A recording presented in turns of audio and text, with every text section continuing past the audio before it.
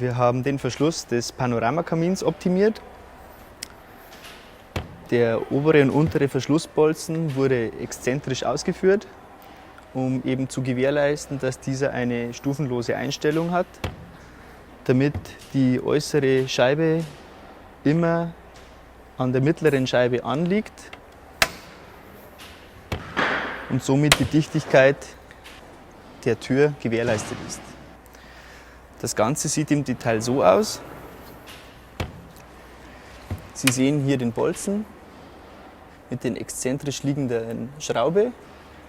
Wenn wir hier öffnen, sehen Sie, wie der Bolzen eingestellt werden kann.